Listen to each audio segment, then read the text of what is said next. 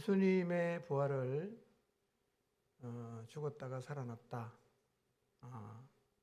이것으로 끝나게 하지 마시기를 바랍니다.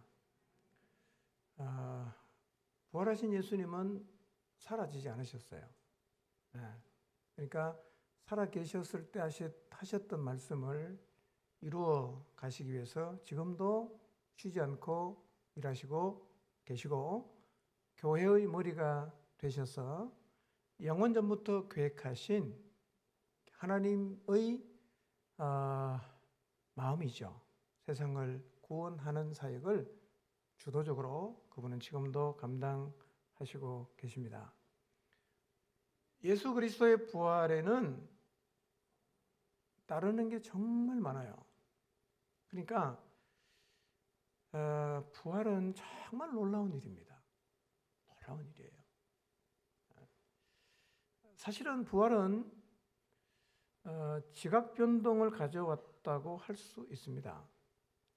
사단의 거짓으로 가득 차 있는 세상에서 그 거짓된 가치에 찌들린 사람들에게 부활은 정말 획기적인 소식이에요.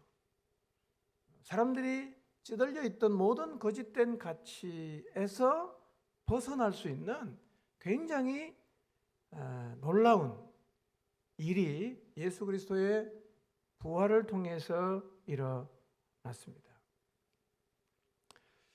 그래서 이제 예수님의 부활과 함께 따라온 것을 한 덩어리로 해서 이제 기억하셔야 됩니다. 세 가지를 제가 말씀드리는데, 물론 이 외에도 굉장히 많아요. 근데 세 가지라도 꼭 여러분이 기억하시면 좋겠습니다. 이제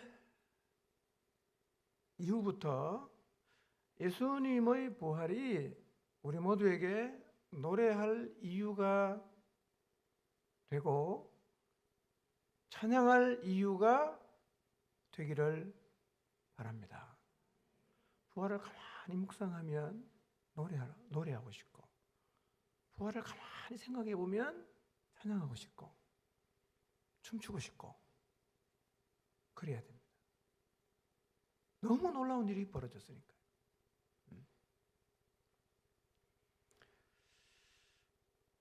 예수님의 부활이 사실이라면 예수님이 하신 모든 말씀은 지금도 살아 역사하고 있습니다. 부활을 믿는다면 우리의 마음에서 하나님 말씀이 살아나야 됩니다. 부활을 믿는다면 우리의 마음속에 하나님 말씀이 늘 살아있어야 되고, 그 말씀이 능력으로 경험이 되어야 합니다. 부활을 정말 믿는다면 예수님이 하신 말씀을 붙잡아야 됩니다. 나 이 말씀 붙잡고 이제 살아야 된다. 나 이 말씀 붙잡을 거야. 나 여기 내 인생 걸 거야. 부활을 믿는다면 그게 정상이에요.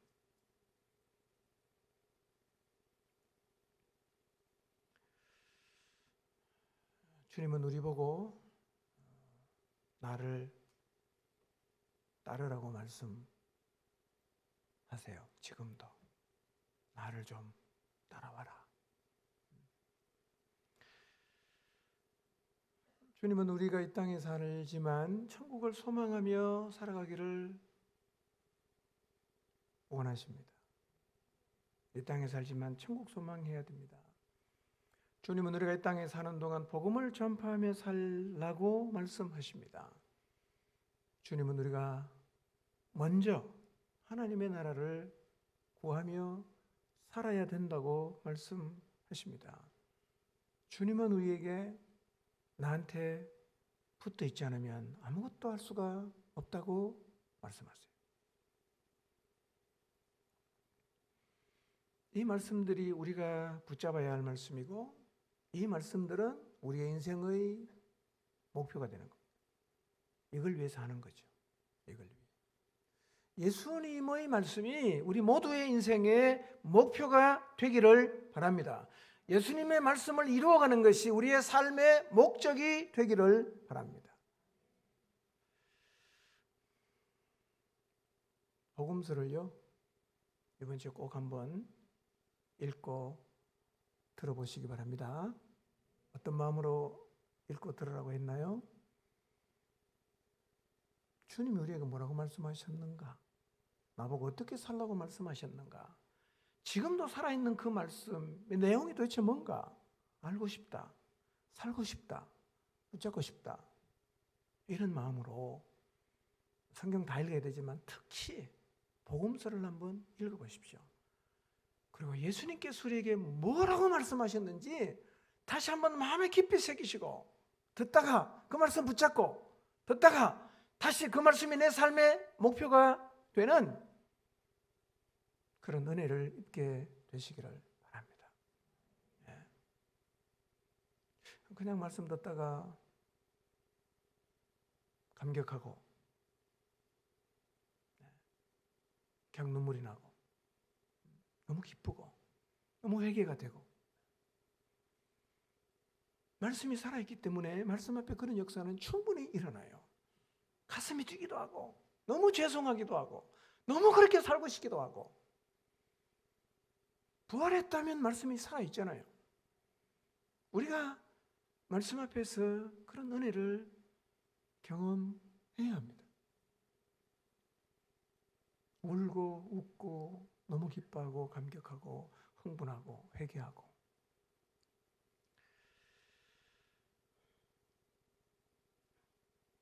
살아있는 말씀 앞에 그런 놀라운 경험을 꼭 해보시기를 주님의 이름으로 축복합니다. 저도 그렇게 하고 싶어요.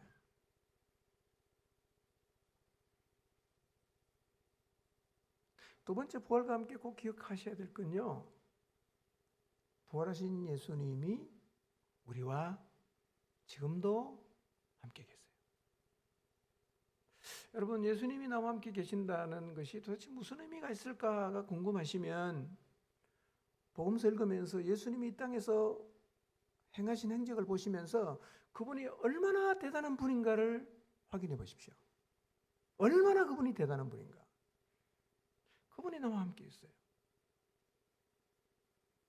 여러분, 의도적으로 의식하게 될 때마다 부활하신 예수님이 나와 함께 계신다는 사실을 계속해서 되뇌이십시오. 저는 요즘 늘 그런 생각을 많이 해요. 성령님 나와 함께 하시지. 부활하신 예수님 나와 함께 계시는구나. 늘 생각합니다. 이게 힘이에요. 굉장한 힘이에요. 다윗이 골리앗을 향해서 물맷돌을 들고 돌진할 수 있는 그 힘이 어디서 나왔어요? 간이 큰 사람입니까, 다윗이? 간이 큰 게 아니에요. 자기 안에 계시는 하나님에 대한 확신이 있으니까. 하나님을 욕하는 저 인간은 하나님이 처단할 거야. 그래서 물맷돌 들고 달려가는 거예요.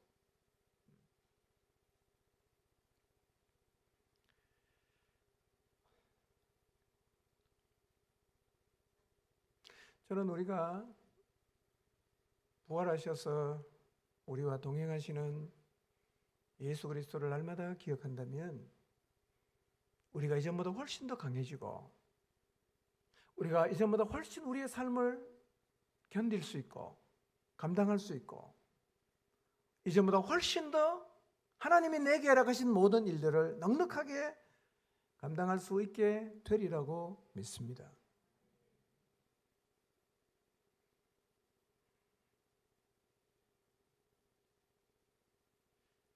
성령님이 나와 함께 하시고, 사실은 같은 얘기예요.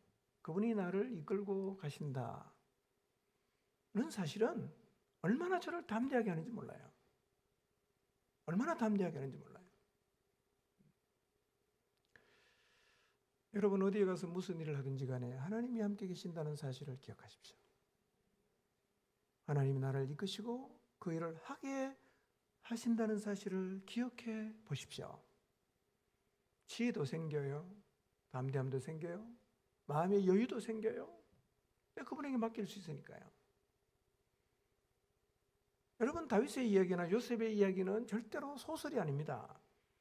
하나님이 나와 함께 하신다는 사실을 경험하는 사람은 다윗의 경험도 할 수 있고 요셉의 경험도 할 수가 있습니다.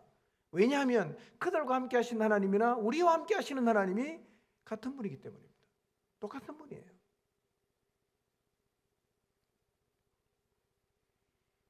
우리와 함께 하시면서 우리의 삶을 이끄시는 부활하신 예수 그리스도를 한순간도 잊지 마시기를 바랍니다. 지금 한번 기억해 보세요. 나와 함께 하시는 부활하신 예수 그리스도. 우리는 부활까지는 잘 기억하네. 그 다음에는 예수님이 사라지는 거예요. 자꾸 사라지게 하지 마시고 부활하시는 분이 이제는 살아서 나와 함께 계시는 거예요. 나하고 같이, 나랑 같이 이렇게 같이 살면 요셉의 삶의 간증이 얼마나 많아요. 다윗의 삶의 간증이 얼마나 많습니까? 우리의 삶에도 똑같이 하나님으로 인한 간증이 생겨나게 됩니다. 아멘입니까? 주님과 동행하시고 동행함의 간증이 우리 모두의 삶에서 쏟아지게 되시기를 바랍니다. 마지막 세 번째, 부활은 기쁨이잖아. 부활은 소망이잖아. 어쩌면 우리가 잃어버린 단어가 기쁨일 수도 있어요. 코로나로 힘들고 어렵고 그러니 죽지 못해 신앙생활을 하고 죽지 못해 교회에 나오는데 이 마음속에 기쁨이라는 것을 어쩌면 우리가 잃어버린 채 살아가고 있을지 몰라요. 무엇이 기쁩니까? 무엇을 기뻐해야 합니까? 우리가 예수 그리스도 안에서 기뻐해야 할 일이 많지만 저는 우리가 가장 기뻐해야 될 일은 바로 구원의 기쁨이에요. 내가 구원받았다는 거예요. 우리 모두의 마음속에 이 기쁨이 살아나게 되시기를 바랍니다. 이런 마음이 이런 생각이 들면서요. 구원이 얼마나 감격스러운 일인가가 제 마음속에 너무 크게 다가왔어요. 죽음을 정복하는 거 불가능한 일 아닙니까? 그런데 죽음을 이기고 예수 그리스도께서 부활하신 것을 우리가 목도했잖아. 무엇도 목도하게 되겠어요? 성경에 기록된 말씀대로 하나님을 믿지 않는 사람들이 심판의 자리에 서는 것도 반드시 목도합니다. 그리고 심판을 받고 영원한 멸망으로 가는 것도 반드시 보게 돼요. 우리 예수님 믿기 전에 다 그렇게 가야 되는 사람들이에요. 근데 우리는 그 광경을 목도하겠지만 그 자리에 서지는 않습니다. 왜냐하면 구원받았잖아요. 구원받았잖아요. 여러분, 심판의 자리에 서고 영원한 멸망으로 가는 것이 확실하다면 내가 거기에서 구원받은 것만큼 더 기쁜 일이 있겠습니까? 구원의 기쁨, 구원의 즐거움, 살아나야 돼요. 살아나야 돼요. 부활을 생각할 때마다 여러분의 마음속에 구원의 기쁨도 살아나게 되시기를 바랍니다. 다윗이 언약궤가 오베데돔의 집에서 다윗성으로 올라올 때 춤췄거든요. 구원받았다는 것 때문에 우리가 춤출 수 있으면 좋겠어. 구원받았다는 것 때문에. 내가 구원받았어. 죽어도 괜찮아 이제.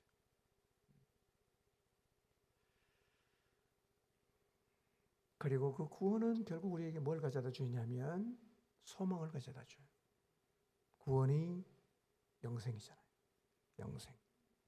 주님과 영원히 살게 됩니다. 그래서 부활은 우리에게 기쁨과 동시에 소망을 가져다 줬어요. 영생을 소망하시기를 바랍니다. 이 땅에 살면서 우리가 크고 작은 소망을 갖는 게 잘못됐다는 얘기가 아니라 사실은 우리가 정말 우리의 가슴에 품고 살아야 될 진정한 소망은 뭐겠어요? 영생의 소망입니다. 그 주님 만나는 소망. 그게 소망이죠. 이 소망이 어떻게 생겼습니까? 예수 그리스도의 부활을 통해서 우리 안에 소망을 가지게 되지 않았습니까? 저는 이번 한 주 내내 이 찬양이 기억나요. 마음속에 계속 떠올라요. 부활했네, 부활했네.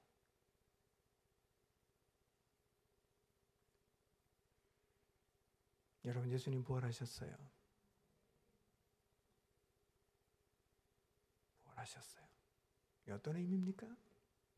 덩어리로 생각해 보십시오. 부활과 함께 따라온 것, 부활과 함께 우리에게 주어진 은혜와 축복. 부활을 노래해야 되지 않겠어요? 부활의 주님을 찬양해야 되지 않겠어요? 부활하셨어요. 예수님 다시 사셨어요. 구원받았어요. 영생 얻었어요. 이번 한 주도 부활하셔서 우리와 함께 하시는 예수님을 기억하시고 함께함의 힘을 경험하며 살게 되시기를 주님의 이름으로 축원합니다. 기도하겠습니다.